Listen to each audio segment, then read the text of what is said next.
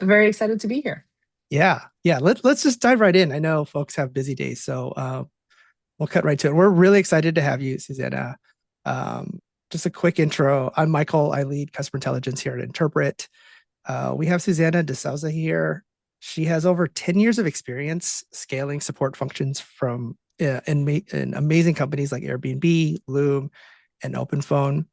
And super excited to chat with you because you have this really cool experience where you spent over a decade kind of buying and evaluating support tools as a support leader. And now you're switching sides. You're now building the modern support tool stack at Plane. And for folks that don't know, Plane is the infrastructure for support teams that want to build, not just buy. And that's kind of the topic of today. Fun fact, Susanna and I were both early customers of Interpret. So it's kind of a full circle moment here. But yeah, let's get right into it. We'll dive right into AI. Let's not be shy about it.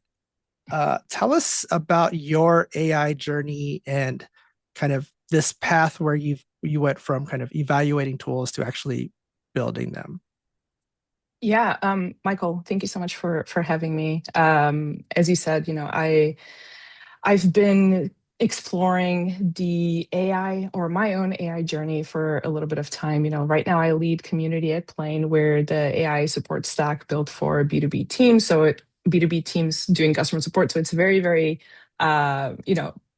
validating that we're exploring how to do AI in a really great way. And before Plane, I spent time scaling support at Airbnb and Loom. So I've really seen kind of like how this has changed over time. AI going from something that I would consider as like an interesting experiment to something that's actually, in my opinion, reshaping how support teams are structured, how they hire, and honestly, like what they really need to be good at. And to answer your question, like my own personal journey started a little bit accidentally, I should say. Um, I after spending 10 plus years working with startups in the Bay Area, I got, a few gray hairs, a little burnt out. And so I spent a little bit of time doing consulting. And I ended up, also working on side projects. And one of them was to try to help people find jobs. And I very, very quickly found that I didn't know how to do that from like a technical perspective, right? And I thought, wow, now with AI, I'm sure there's a way that I could figure this out. And so my exploration started with using kind of like automation tools. So try to like pull the data myself, web scraping, used N8N to automate workflows. Love N8N. Big shout out to them. Also Plain customers. So I get to work with them every single day, which is amazing. One of my favorite tools ever. And then like very quickly I realized, well, if I'm automating this process, I can try to learn how to like build it myself, because at the end of the day, these are all like scripts. And once you kind of understand how you're pulling data from an API and it becomes a little bit less scary, then you can like start automating this in a different way. And so each step of my journey kind of like unlocked the next question and the next question and the next question. And before I know it, I was building kind of like interfaces and trying to figure out, okay, I have this data. How can I structure it? How can I present it? And things that I thought were going to take me, a month to learn and to build, I was getting to in a week, and then I was getting to in a day. And so I found that it's not lack of skill that was stopping me. It is also sometimes, but it wasn't just in general, but it was just like the motivation and the willingness to like do that. And I find that a lot of times it's time, right? Like we all have very busy lives, especially if you're working in customer support. Like Yeah. support leaders and support ICs are just, in this day and age, like there's so much volume, and Yeah. trying to take the time to learn these things is a big ask. But if you are interested, that's kind of the takeaway that I would share here is like try to make the time, because once you get into the swing of things, you'll see that one thing unlocks the next and unlocks the next, and before you know it, you're like building dashboards and tools and Yeah. automations, and it's pretty cool. Yeah. Yeah. Super cool. One thing that that you said that I've also heard and felt is the time it takes to kind of learn these tools. I think there's kind of the folks that are, I think they're on one end of the spectrum, there's like people that are just like doomers, very afraid of AI. It's just, I want nothing to do with it. But I think the practical approach is like, yeah, I would love to learn all these, but it's a little intimidating. I don't know where to start, and I don't have time. And you Yeah. mentioned like with AI, support queues are actually blowing up even more so. Like I think it's counterintuitive, like oh, there's all these AI support agents and all that, but actually like the volume is really high. The signal is um, vast. And so how do you recommend folks kind of balance that tension of I don't have time because I got to like manage the queues with like, okay, I do want to build something and I want to like hack my way forward. 100%. It's a big tension, I think, right? Like Yeah. you want to spend time in the queue because that's your job and like what you need to do in order to be good at your job. But then at the same time, like there's all of these things that you could learn and use the information in the queue to like unlock. And so I think that here what I would say is, support leaders, please encourage your teams to have dedicated time outside of the queue where they can actually think. People handling tickets are the ones closest to the customer, closest to the challenges and the issues that they have, and they're like in absolutely unique situations to say, "Hey, I see this issue all the time. If we did X, we wouldn't see this issue all the time." And at the end of the day, that's the one thing that is going to contribute to contact rate going down, which at the end of the day is what causes volume, right? Yeah. If your user base grows, your volume grows. Yeah. That's fine. But if your volume is growing in a disproportionate ratio to your user base, then that's a problem. And Yeah. that's really where we want to like try to find those opportunities for improvement, trying to understand like what themes are actually causing that volume. And are those themes things that could be improved from a product perspective? Or even just from an automation and process improvement perspective, like on the back end, right? A lot of these things could be help center articles that could be Yeah. automated. It could be, a workflow that issues low value refunds quickly. Because at the end of the day, customers want to be unblocked, and the sooner they're Yeah. unblocked, the happier they are. Yeah. It's amazing once you get started how you can kind of just like start daisy chaining some of these like tasks and then they actually become workflows and they're like, oh, this is actually like a pretty significant, amount of effort that is kind of automated. But yeah, I think just getting started. One thing that we've done here at Interpret that was really helpful is we called it AI study hall. And Oh, cool. it was kind of like just instead of just being like, hey, let's have lunch every week, it was just like a very casual, let's get together and just share how we're using AI. And it quickly evolved from like, oh, I use ChatGPT to like summarize stuff to like, oh, I'm building an app. And like now we're like, oh, built a CRM, our own CRM. It's actually really cool when you do have time and space and you get people together to kind of share their learnings. Exactly. And now with like most, companies and products having MCPs, for example, like I feel like the friction or the access to data, it has just become so much shorter or tinier in Yeah. this case, right? And it's just so much more accessible for someone to be able to very quickly get to insights, and then those insights unlock ideas, and then you can Yeah. kind of like run with them. Yeah. 100%. Um, Back to kind of the core topic today, kind of this build versus buy. This is something we've heard a lot from kind of prospects, and it always kind of puzzled me because I'm like, I've been on the side of like doing tooling evaluations and trials, and like it's not fun. No. It's actually like not productive towards like your core work either. Yet there's this kind of like just default of like, oh, let's do an RFP or let's do a bake off. Um, how has that kind of framing evolved for you and tell us why you have this like much different approach now, which is kind of hack build by hack buy build. I know it keeps changing, right? Yeah. I've written about, or I've shared about like build versus buy. I feel like that's such a big thing right now where Yeah. we have so many vendors, selling their solutions, which is great. Like, I feel like it's the best possible time to work in customer support because you do have solutions for Yeah. anything and everything that you possibly want.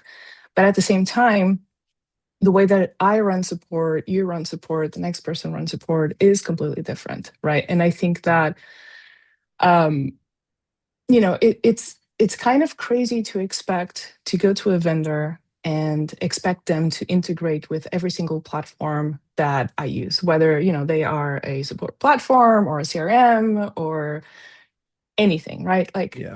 you want their stack to integrate with your stack. But that's, I think, unreasonable because tomorrow there's a new company that I'm going to, or a new product that I'm going to use, and that doesn't integrate with the vendor, right? And so what I'm finding is that more than having these integrations, it's having this flexibility, this infrastructure of being able to kind of like build your own experience. And especially in customer support, like I want to do support my way. Like I want to figure out the building blocks that make sense for me. Like my Yeah. users, they use the product in a certain way. I want that data.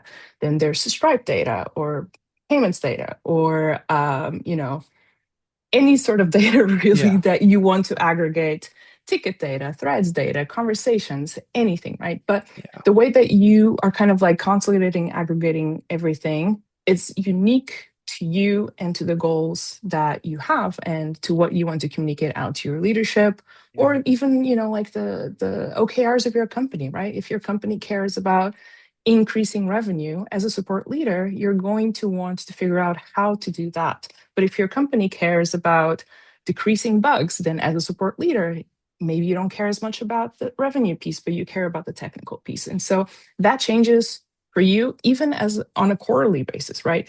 And I find that we've been framing it as like build versus buy, but it's not that binary, right? It's a sequence. And I feel like even the first step here is, as you mentioned, hacking. Like we should be able, as support leaders, as support um, professionals, to grab whatever tools we have in front of us and like try to solve the problem.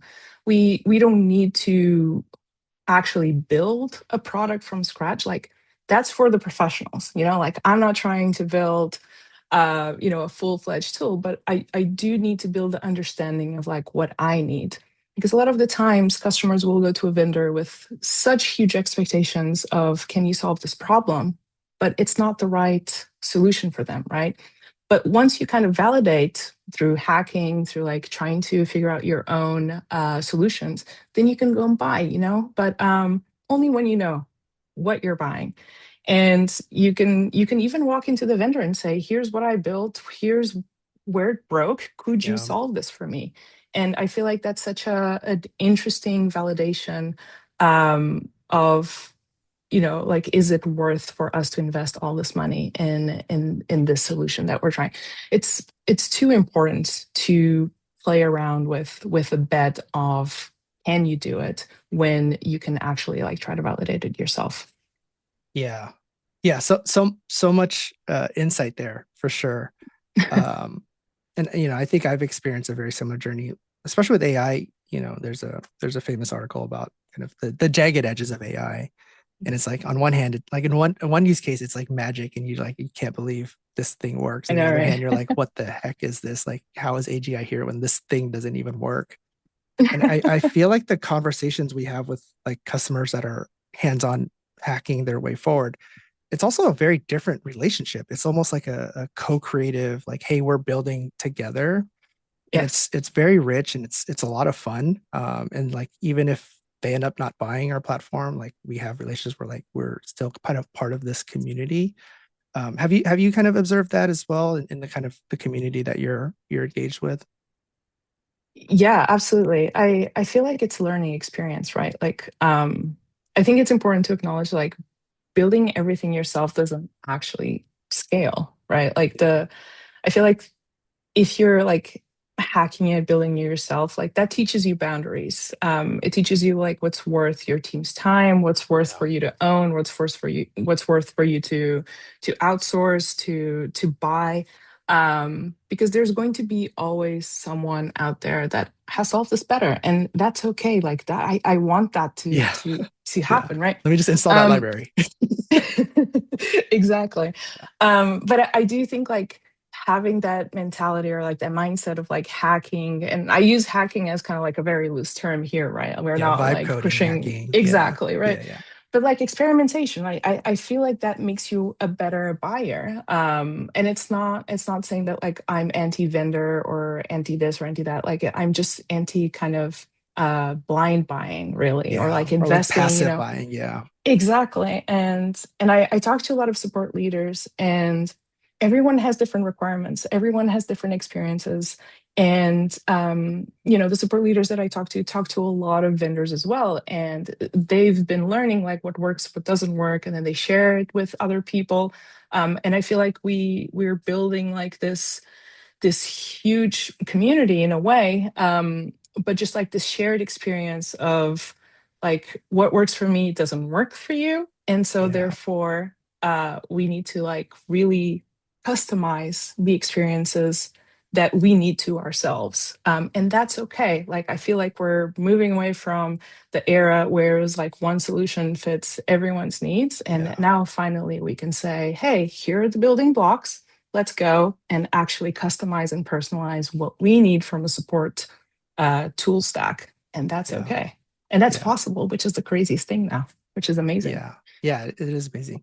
Uh, Maybe you can give the audience some shortcuts that you've learned. Like what are some of the patterns you're seeing where it doesn't make sense to go and try to build that yourself, or um, that there's just like the technical challenges and the infrastructure that you can just rely on instead of like, oh yeah, let's pull engineers off of our revenue facing, like revenue producing products and like have them build X, Y, and Z. Is there anything that comes to mind? Yeah, a million things, right?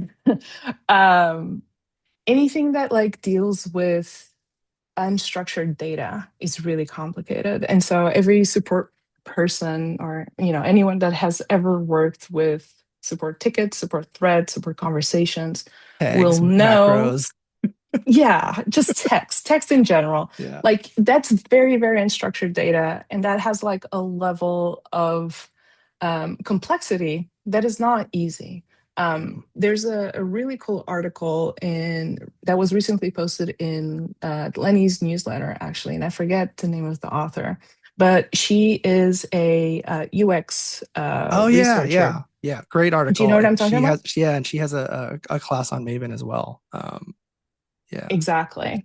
But and correct me if I'm wrong here, because I read it a couple weeks ago, but she basically talks about like how difficult it is to actually have LLMs analyze unstructured data and like yeah, customer feedback, yeah, because it it's just not what like if you're not doing it in a structured way with like formulas and like really validating the quotes and doing all yeah, of that, it's very, very complicated. And that's the type of like workflows that is just not worth spending hours, endless hours really doing, because there's yeah, other solutions out there. I know obviously Interpret is one of these solutions, and you guys do that super well, and I've known about you and how great you are for a long, long time.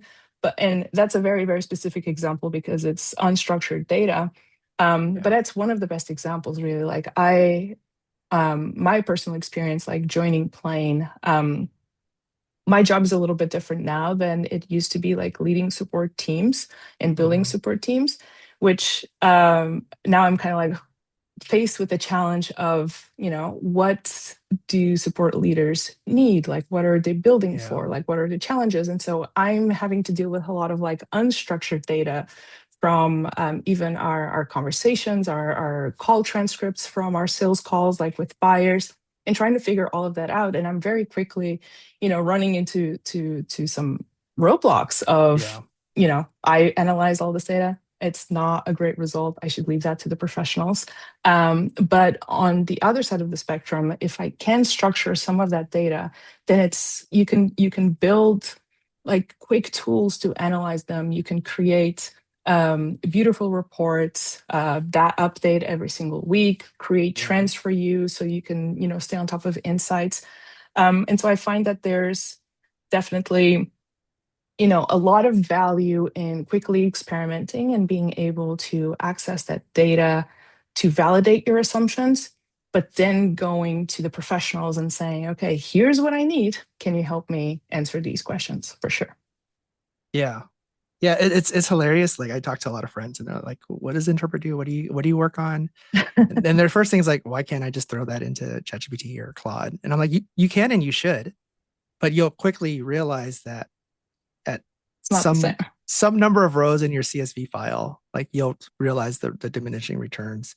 And then also like if if you're like presenting to executives or your leadership team or like your head of product and you run it once and it's great and then you run it the next day and it's totally different, it's hard to have that confidence and that kind of um, citability of that unstructured data to retrieve it in a way. And so you're Yeah. seeing now in the industry just like a lot of this just like context engineering and kind of how do you organize context in the way that gets the most value out of your LLMs and your agents.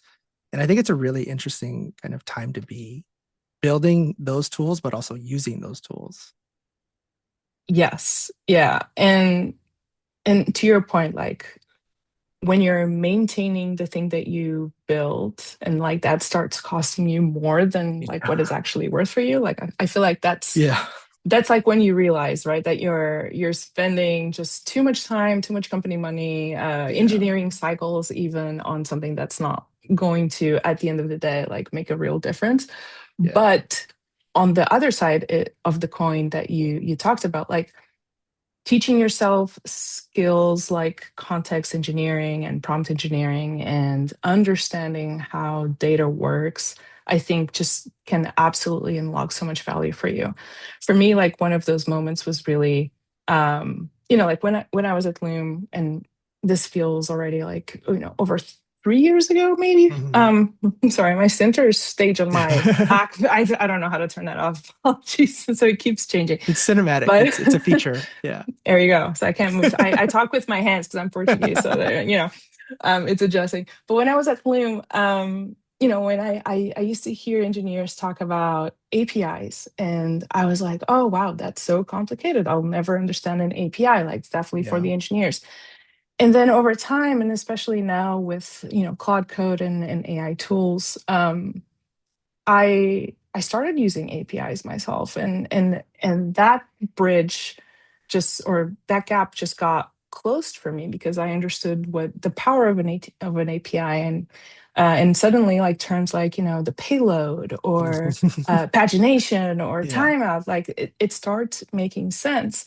And once you kind of unlock that initial complexity, and like you get rid of like that fear or like that assumption that Yeah. this is for someone who is technical, not for me.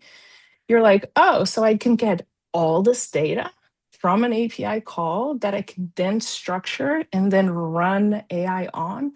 That's just amazing, right? Yeah. And that was one of the reasons why I was so excited to join Plane too, because we're so AI focused, or sorry, so API and AI focused, Yeah. that it's such a modern approach to support, and I feel like we can really like leverage this to like build a really modern support experience using APIs, using AI, and just really giving people like the tools that they need to be able to customize their support experience themselves. I feel like that's the future. I want it to be the Yeah. future. And I'm excited to partner with other companies building in the same way, because if we all believe in the same thing and the same vision, then I think customer support is just going to be such um, a value add to like every single business, in a bigger way that it is today. Yeah, you've this is something you've written about and talked about a lot, but and I love this take and I'd love to hear a little bit more about it. But let me get the quote exactly right here. Eliminate, don't deflect. Yeah. Can you tell us a little bit more about kind of that philosophy? And then the second question is, how is it evolving in this kind of age of AI? Yeah, I have written a lot about this because I feel like a lot of times when, and even when I was at Loom before or consulting, um, a lot of the times when I was researching support tools, the first word that you would see would be deflect. Or Ticket like you deflection. can deflect, 15%, 30%, 60% Just of change our your IVR and volume. route them over here. Exactly, right? Get rid of all of your support tickets. And and that sounds very appealing, right? But like at the end of the day, like what does that actually mean? And I feel like deflection just creates this like illusion of progress, right? Like you deflected 30% of your support volume. That's great, amazing. But like the same questions are coming next week because nobody is actually like fixing the underlying problem, right? Yeah. Like the what I care about, the shift that I care about really is how many of those questions do you actually eliminate? And it's not about the deflection, it's about the elimination because that's actually the improvement of the product of Yeah. your help center docs of whatever process that you're running. And this was something that I really, really worked on at Loom with my team there. And I had an amazing team that like really prioritized this, both from a support perspective and a product perspective. We really try to reframe how product saw customer support, and we try to like stop absorbing like noise Yeah. and really wanted to like surface what was broken. And now with AI, like that's possible at scale, which is such an amazing opportunity. Like we were doing it manually back then, which would take so much time. And every month it was like, oh no, it's a time of the month again where we have to do the Yeah. monthly report. And no one Yeah. wants to do that. But now you can find patterns like across thousands of conversations so easily, like showing what's broken in onboarding. You can look at product usage or user information and say, okay, 50% of users that signed up and are within like the first 5 days of their journey at whatever company are experiencing these three problems. Great. Now we know, let's go fix them, right? Yeah.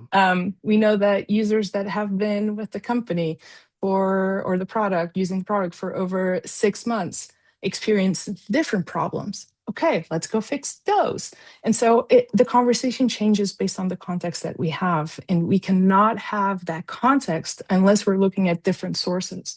And I feel like, 5 years ago, we were looking at when we were looking at a support tool, for example, we were looking Yeah. at, okay, what do you integrate with?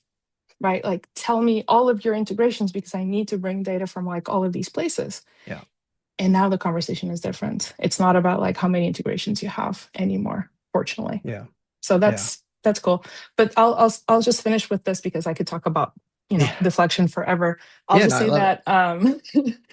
that for me, contact rate is something that I keep going back to. It's for me, it's a product metric. It's not a support metric, but it's a metric that every single support leader needs to keep track of and prioritize. And if that metric is going up, that's a product problem. And the best teams that understand that will share the accountability and the Yeah. ownership to bring it down. Yeah. I'm hearing companies go as far as support rolling up into product these days or into Yeah. engineering. Which I'm not saying, changing the org structure changes everything, but it is definitely a shift in kind of the mindset of, Hmm. oh, support's a cost center, or it actually is a very bold action to say it's not a cost center. It's actually like the front line where all of our customer signals are coming in, and those signals are important to how we Hmm. build our product and how we build our experiences. So I really commend companies that are taking kind of like that bold mind shift of, like you said, eliminate the Yeah. problems, not just deflect them. Um, and it is really interesting now because with, like you said, with the APIs and all of this data, everyone can have access to all of this customer context without that lossiness that we used to have of like, okay, I look at a dashboard once a quarter that some program manager put together, and like how far am I away from that actual customer now, and like Yeah. how much time has passed, and what am I going to go do with that information? Yeah. um, and me doing that job for a long time, like there were some days where it felt amazing, and there's some days where it just did feel like theater.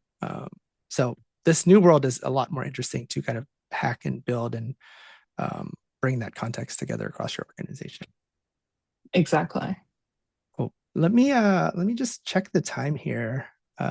Looking at Ravish, our producer here in the background. 10:35. I believe this was to go to 10:45. Yes. So maybe now's a good time to start a quick. Actually, I'm gonna ask you one more question, then we'll go to a poll Sure. and then an audience Q&A. If you were to go back to kind of maybe when you were leading support at Loom, and kind of knowing what you know now, and Mm. and you're in this kind of like era with AI, top-down pressure, what's something you would want to tell yourself at the beginning of that journey? That is a really great question, Michael. Very, very good question. um, I think that I tell myself to kind of like stop waiting for the perfect tool really Ah, and start like building something that's not perfect this week, right? At Plain, we actually have one of our cultural values is pellets over cannonballs, and I think it's pretty cool. I think of myself as a little bit of like a perfectionist, even when I was um not saying that this is going to be perfect, obviously, but when I was working on my on a side project, a personal project, to help people get jobs, sign.careers. If you're looking for a job, go check it out. You'll see that it's not perfect at all, but it took me a long time to get it online because I just kept thinking to myself, oh, I'll make it better, I'll make it better, I'll make it better. yeah, And that has been honestly like my entire career because, and especially, like when I was at Airbnb and at Loom, you want to go to your team with something like fully baked, right? You want to yeah. say, hey, this is what we I have. It picked the looks best thing. Yeah, yeah, exactly, pick yeah. the best thing, looks It's great. We're top of paying the a lot of line. money for Yeah, exactly. But maybe we don't need to. Maybe we could start a little bit smaller and then build our way up to that perfect or better thing, really. yeah, And so I think that that's something that I would tell myself for sure is like stop waiting for the perfect tool, like start building something smaller, quicker, that maybe doesn't have as much impact, but that I can learn from. Because I find that the best thing that I can do today or that I could have done before is really um, to learn incrementally yeah, and learn a little bit today, a little bit tomorrow, because the next day things might be different. And so it doesn't matter if I've spent all this time trying to figure something out, if that's going to change very quickly. I need to protect my team's time. They need to be able to experiment as well. There's always going to be, a queue of tickets waiting, but there's always a reason like not to do something, right? Like the queue is going to yeah, come first. So, and sometimes it's okay to like sacrifice that, and to be able to say, you know what, I'm not going to reply to these tickets right now because I actually need to experiment with something. And so I would just want to experiment more, spend more time experimenting. yeah. Love that. Great wisdom. I will yes and that and say just dive right in. Like Yeah. go learn Claude Code, turn on YouTube, watch tutorial videos, and don't be afraid of the terminal. And you'll be amazed Yes. at what you can start building and what you build and learn very quickly. And yeah, you might get Claude pilled like the rest of us here on the chat as well. So we're gonna open up for some Q&A, but first we're going to raise a poll here for folks that are interested in continuing the conversation with Interpret. We covered a little bit of a lot of different topics that we can talk about, but um, Ravish here is going to raise the poll. And then in the meantime, while folks are filling that out, we'll look at the chat and check the Q&A. I wish we had some like cool music. I'm just looking at the chat here. Is hacking your own solution also? It's a good question. Is hacking your own solution also to help set the right expectations of what AI can actually do? So as customers, we have more realistic view of what's possible with AI. Like a value vendor should have AI results versus what is simply out of the bounds because AI isn't good at specific tasks. Yeah, that's spot on. What I think we've been talking about, which is really like to know who's who's hype and what's not hype. You kind of have Hmm. to live some of it and experience it and be like, no, this isn't really possible, or yeah, this is actually groundbreaking kind of technology. Um, I haven't found a better way than doing just being hands on. Have you found an alternative to that, or anyone else that has a better approach? I personally haven't either. Like I think that's so important. And we're in a unique moment in time where we can try that, right? It's not like vendors out there are using different AI than what we have access to. They're using pretty much like the same AI, but they're training it in different ways. And so like understanding that is incredibly important, but also understanding like, sometimes there's like scar tissue. Like a lot of teams that I talk to tried AI features from previous vendors and then they got burned, right? And so then there's the assumption that like this is really, really bad and can never get better. Yeah. And so when you're hands-on, then you see, okay, well, there's been so much improvement. Even for myself, like now I'm like, oh, I have to go and change like all of these tools that I've built before because now the AI is better and I can have way better results and like get to the point much faster and cheaper. So yeah, just being hands-on, I think is so important. Yeah.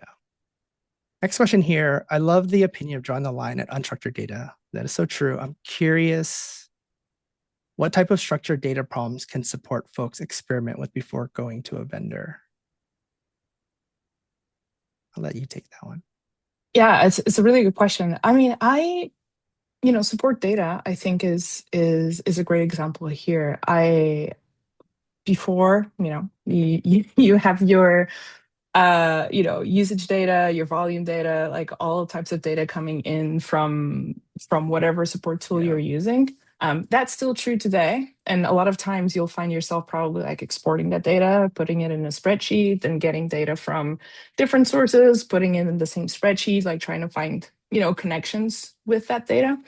And so what you can do today is actually just get the sources feeding into the same tool or model that you've Yeah. built, and then having those correlations like happening automatically, right? You could try to look like structured data, like let's say volume of tickets per topic, let's say, like there's been 5,000 technical issues about a 404 error, as an example. But what's incredible now is that you can also bring like revenue data, for example, Yeah. and say, and this correlates to customers that are, 20% of the ARR. And so Yeah. perhaps you can say 20% of the ARR of the business is at risk because these customers are experiencing like massive problems and can't actually use the platform. And so like unlocking these data connections, I think is the value here, and like figuring out how you can bring data from different sources that is structured, um, and finding those complex insights that otherwise you wouldn't have been able to if you're just looking at like single structured data sources, Yeah. or individual, I should say. Yeah. And even just different customer touch points. It's like Hmm. we can bring in support tickets, but also like what do we do when we also analyze that in context of social feedback and let's say survey responses? Like all of those in by itself used to be really hard to analyze, like with that one source. But now combining them and doing that type of analysis and the type of insights that you can derive is actually really interesting. And then you layer on, then you bring in the structured data too. Like you said, oh, let's actually quantify the revenue impact of these things, or let's figure out where they are in their journey, or like the usage patterns in different segments. Yeah. Um, yeah, very cool stuff. The next question from David Hiller: what's the easiest way to move from unstructured data to more structured data in bulk and also individually as agents complete tickets and cases without spending high amounts of post interaction wrap time? That's a really good question. I don't, Michael, this seems like really up your alley from an Yeah, I'm interpret trying to read this all. standpoint. In the age of manual tagging and decision behind us, these newer tools automate taxonomy. Is there a balance between manual and automation still needed? I, I think so. I think it's not or, it's and it's situationally. Mhm. Like, I think if you can get your taxonomy to do most of your heavy lifting to be able to navigate across all of this unstructured data and all of your customer and business context, then you're still wanting to manually maybe like double click into specific topics or specific buckets or very niche um, kind of analysis. And so you can add a lot of texture on top of like, hey, here are the top ticket drivers of the month. You can really start slicing and dicing it in very interesting ways to then parse out what's actionable to the right people that need to action on it. That's something that we've been pushing for is like, okay, like, great, we have all this data, but our job isn't done when the report's done. Our job is done when we've either influenced a decision or action, or we've taken action to improve the customer experience. So, um, yeah, I think manual tagging behind us solves a lot of problems, but it just unlocks more time and energy to really get to the insight and the action. I love that. You said something that I deeply, deeply agree with, which is to be able to like influence the decision. Um, in support, I honestly like think that our uh, jobs, other than like obviously supporting customers and unlocking and unblocking in that sense, is to try to figure out how we can make the internal teams' lives easier. Yeah. Um, and and someone in product is going to have different um, you know expectations and requirements than someone in engineering and someone who's in leadership and someone in marketing, someone in sales, right? And so unfortunately, it is kind of our job to adjust our communication and the way that we present that data to these teams. And if we do it in a really, really great way, we start becoming critically valuable resources to them because we will be able to help them do their jobs better. And if we do that well, then it's just an absolute incredible experience to be running a support team that is at the very, very core of the business. Um, so yeah, I love how you put that, Michael. Yeah, And that was a great question. it's a fascinating time uh, It sure for is. frontline teams. Yeah, for sure. Let's take a few more here. So our company has a ton of AI initiatives right now, and it feels like other teams are spinning up exciting projects faster than customer support. Were there any tools or projects that gave you the most bang for your buck? I have an idea, but I'd love to hear your thoughts as well. Um, that's a good question. I'm not 100% sure. Do you mean like vendors, other vendors, or? I think I'm interpreting as maybe tools, projects, or use cases or workflows that are like the biggest ROI to Oh, gotcha. apply to AI. Gotcha. Yeah, so at Plane, we're spending a lot of time, and this is great because working in a company or with a product that is a support tool is incredible because every single person in the company cares about support. So we actually don't have to sell supports to the other teams. Like they actually come to us and they're like, "Hey, Yeah, you're the um, expert.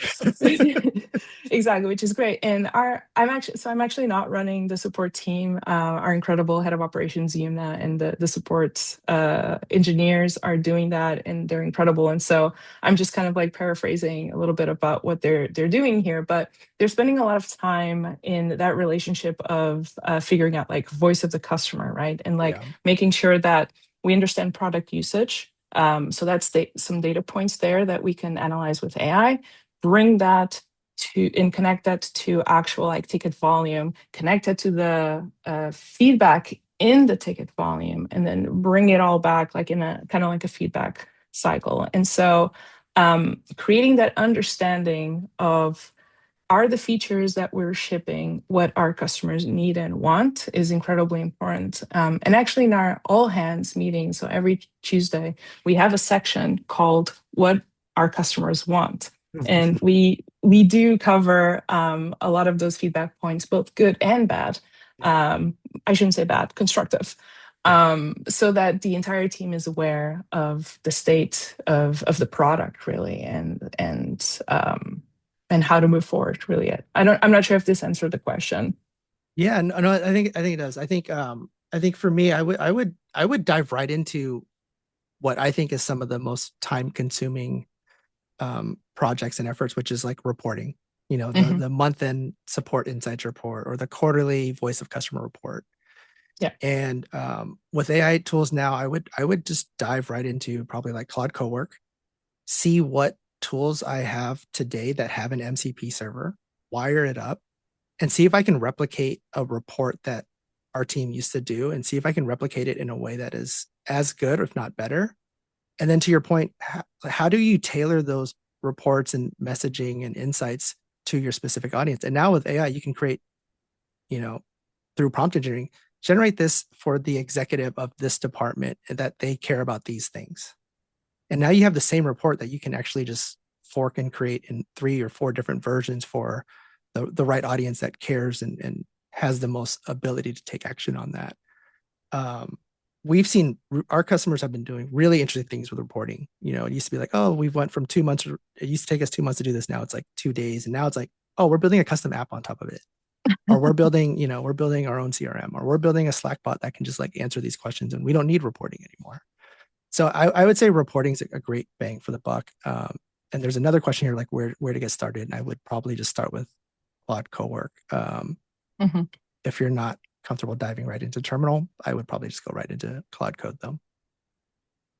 Yeah, 100%. Like Claude Cowork is an amazing tool to just get started. Or if you don't use Anthropic and you use OpenAI or Gemini, like just dropping like a CSV with data and Yeah. asking it questions. Or two CSVs, like one from your support platform, Mhm. one from whatever, like the Your issue CRM tracker, or your product exactly roadmap. Yeah. Yeah. anything, and just be like, connect the dots between these two data sets.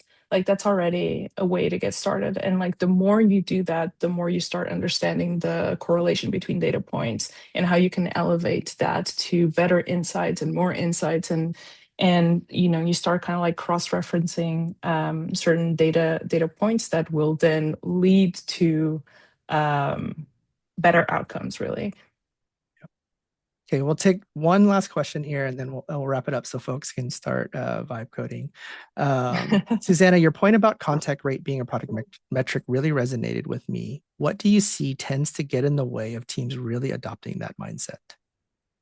Yeah, I was also reading that question. Thank you, Chris. Mhm. That's a really great question, and that's why I was saying, like drop those two data sets in and like start figuring out the connections between the data, because I find personally like contact rate you cannot calculate it without having usage metrics, really. Yeah. At Loom I used to try to spin out like different contact rates. I would do contact rate just in generally of like our monthly active users. I would do it per total signups. I would do it per like paid customers. I would do it per trial uh, users. And so depending on like these insights, I could then go to product and say like, hey, our trial is failing because of XYZ. And so you could try to like really adjust your narrative based on the insights that you're generating from the data. But I would say like the single most important thing that I think you could use in order to like really get teams to like adopt the same mindset is to connect that to revenue. Yeah. Because at the end of the day, that's what makes the business go around. And if your leadership understands, hey, this issue is causing us X amount in dollars, then they will prioritize that and they will make sure that other teams, collaborate in terms of prioritizing that too. Yeah. 100%. You gotta approach it as a partner with kind of a shared North Star metric that the company values. And um, if you approach it with a partnership with and you have data and signal that could help move the needle, I think it really changes that mindset quite a bit. Amazing. Thank you so much for joining. I would love to for you to plug what you're working on, what you're writing, what you're sharing, because you have such great knowledge that you're so generous with in the community. How can folks follow along and kind of tap into the community that you're building? Thank you. I appreciate that.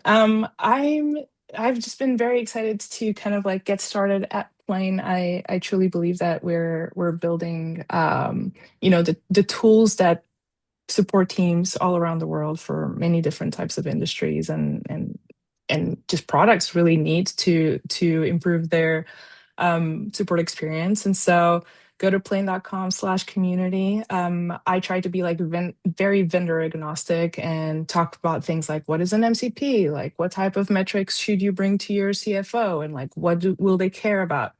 So I'm like always trying to like get content out there that aligns with just challenges that a support leader and support teams are facing right now.